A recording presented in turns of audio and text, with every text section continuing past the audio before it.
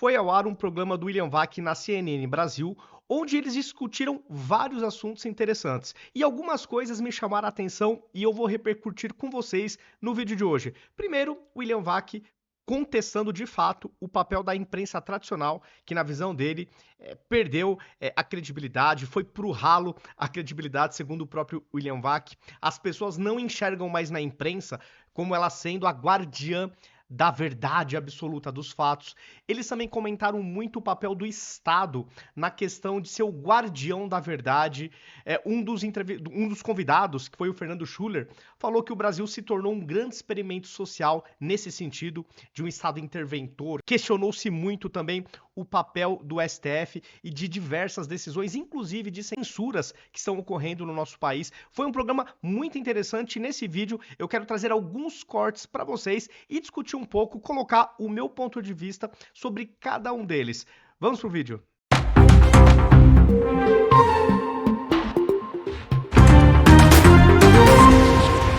Começando aqui por esse primeiro corte, onde William Vac coloca, sem meias palavras, a visão dele sobre a imprensa tradicional, onde ele fala que a credibilidade foi pro ralo e que a imprensa deixou de ser vista como a guardiã dos fatos, como a guardiã da verdade. E nisso eu concordo totalmente com o William Vac. E na sequência segue um comentário também do André Marcília que vale a pena a gente ouvir. Vamos dar um play nesse primeiro corte. Gatekeeper, não, na acepção anglo-saxã, é o guardião da veracidade objetiva dos fatos.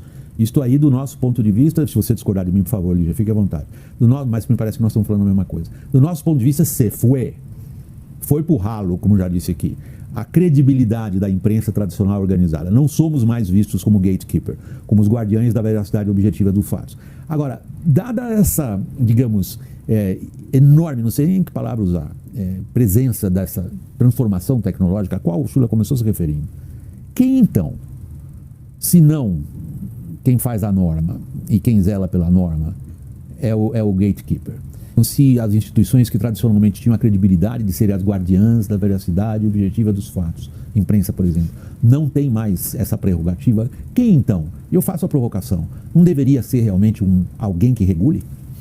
Pois talvez haja um grande ressentimento em não haver alguém que faça isso. Eu não creio que seja necessário hoje, dentro desse, sobretudo por conta da tecnologia, que exista alguém, né, uma pessoa que faça a regulação, ou que esteja à frente, ou que seja o detentor da verdade e coisas do gênero. A imprensa, por exemplo, talvez se ela se adaptar à possibilidade de que ela seja uma curadora de conteúdo, né, os jornalistas que sejam curadores de conteúdo e não mais aqueles que trazem o conteúdo ou que detêm a exclusividade do conteúdo, a gente retome, ou a imprensa consiga retomar esse papel. Porque, por exemplo, nós estávamos falando aqui de veículos tradicionais. Esses veículos tradicionais hoje ainda possuem um papel relevante, que é o de pautar o debate público. Você pode ter, de repente, numa rede social, milhões de acessos ou views, mas o que sai na Folha ou o que sai na CNN, aquilo pauta o debate, por mais que, eventualmente, as visualizações possam ser menores. Não é só uma questão de quantidade, é de credibilidade e de uma credibilidade estrutural, não apenas de quem fala e etc. Então, se esse papel for adaptado, creio que a imprensa possa retomar uma função, talvez não uma função única de lidar com a verdade, mas uma função importante dentro da construção da verdade. A imprensa, no entanto, ela entra numa discussão, num debate, até numa briga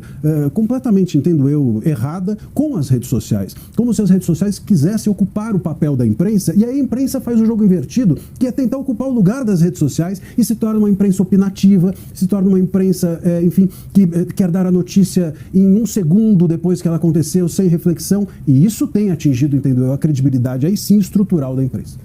E aqui detalhe, né? O Marcília falou uma coisa importante. A imprensa continua pautando o debate. Isso é verdade, mas o fato dela pautar não significa que a opinião dela prevaleça. Então ela coloca lá um tema, coloca na vitrine. Aí todo mundo sai discutindo. Mas na minha leitura, na maior parte das vezes, não vence a visão que a imprensa quer. Ela pautou o debate, fato. Mas ela perdeu nas argumentações para as pessoas que se manifestam nas redes sociais. Então esse é um ponto importante. Embora eles elenquem o que vai ser discutido muitas vezes na sociedade, mas não prevalece o ponto de vista da imprensa. E eu acho que é isso que incomoda boa parte dessa galera. E o próprio Marcília falou, e não necessariamente com as tecnologias, a imprensa vai ser a única voz da sociedade. Ela já não é. E eu acho que isso também causa muito incômodo. Perderam o poder.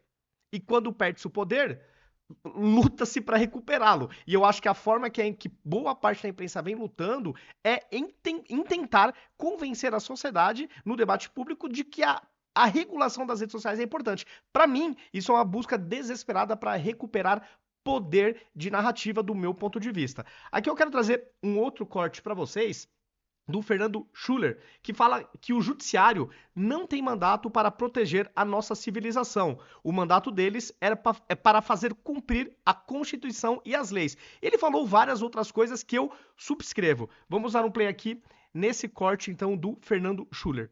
Não pode ter censura prévia no Brasil.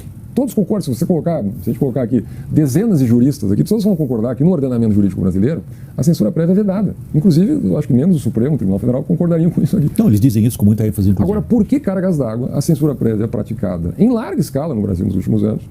E está tudo bem, está tudo legal, tudo em nome da democracia militante, da lógica da exceção, ou só agora já é 6 anos, né?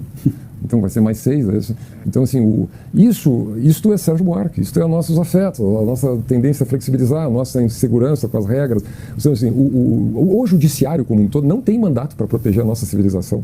O mandato deles é para fazer cumprir a Constituição e as leis, a impessoalidade, a regra do direito. Então, é para dizer assim, não pode ter censura prévia. Não é? Não pode banir, sim, pessoas simplesmente porque tem, por exemplo, imunidade parlamentar e que vão à tribuna da Câmara para fazer uma denúncia que consideram que deva ser feita. E quando eu digo assim, eu posso não concordar com o deputado ou o senador que faz uma denúncia contra um agente público da tribuna do Congresso. Mas se ele achar que deve fazer, eu diria que ele não só tem o direito, como o dever de fazer. E que pague depois se fez errado. E depois vai ser julgado pelos eleitores, em primeiro lugar. Né? E assim, essa é a regra que o Constituinte criou há quase 40 anos atrás, porque senão você tem o seguinte incentivo. Os demais parlamentares, por exemplo, neste caso, vão dizer assim, bom, é perigoso, então eu já não sei mais se eu tenho imunidade parlamentar. Não, exato. Então, assim, o Marcília, para mim, eu concordo com tudo que ele falou. Aqui acho que é um resumo perfeito das coisas que eu também acredito. E no final ele falou um detalhe importante.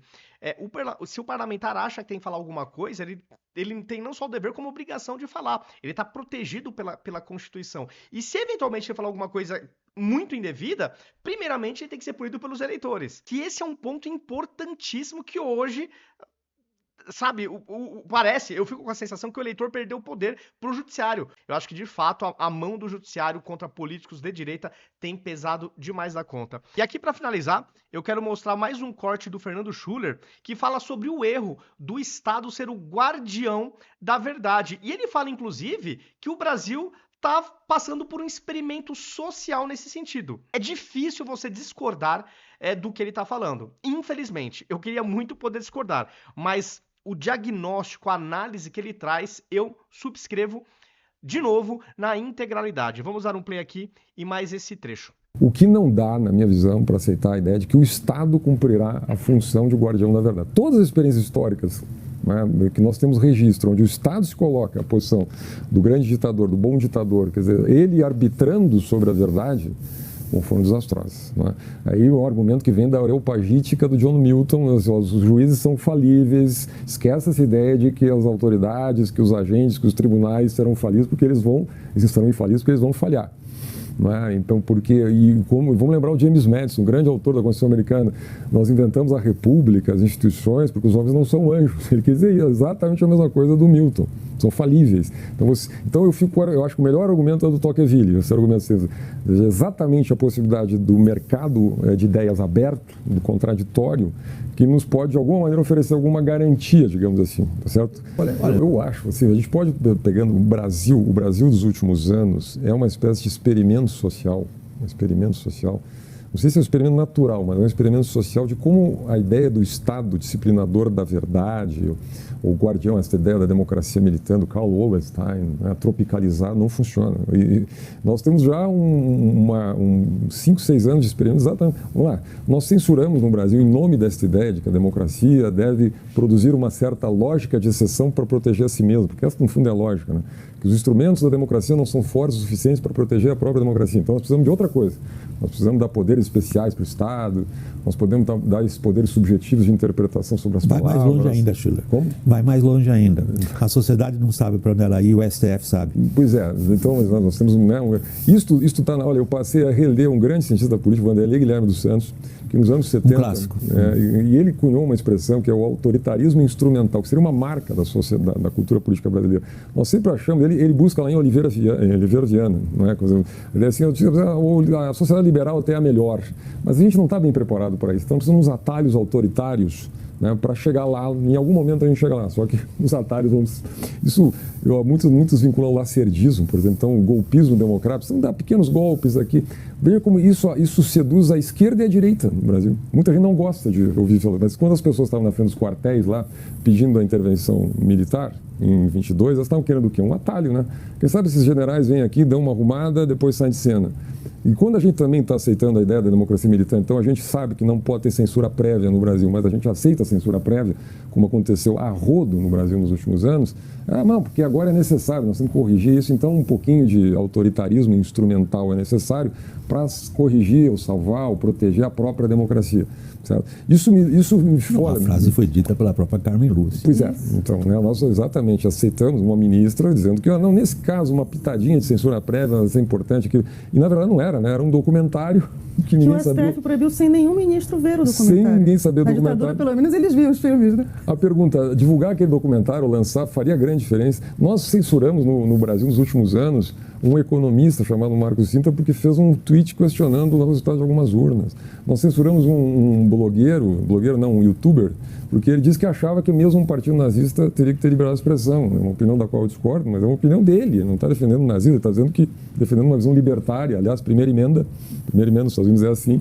É o monarca. Um participante do debate público, aliás, esse a quem você se refere, que não parecia ter uma ideia muito clara nem do que ele estava dizendo. Nem do que ele estava dizendo. O Estado ingressou agora numa discussão sobre a frase na letra de uma música de axé, porque uma divindade foi trocada numa letra da autora da própria música, que pode ser criticada, é perfeito, no mercado de ideias você pode criticar a música, a mudança da palavra, a frase, etc. Mas imagina o Estado mediar. Agora, a frase de uma música foi cantada. Então, isto, digamos, é uma enorme ladeira escorregadia. Perfeito, de novo, eu concordo com tudo que o Fernando Schuller trouxe. Eu acho que é um resumo do Brasil atual que a gente vive. O próprio William Vac também fez aqui dois comentários também reforçando os argumentos do Schuller, em tom crítico ao STF. E eu acho que isso tudo a sociedade precisa sim discutir, porque se a gente tem uma Constituição, se a gente tem arcabouços legais, se a gente tem a Constituição delimitando as atribuições e competências de cada poder, e isto não está sendo respeitado, é claro que a sociedade tem o direito de poder reclamar.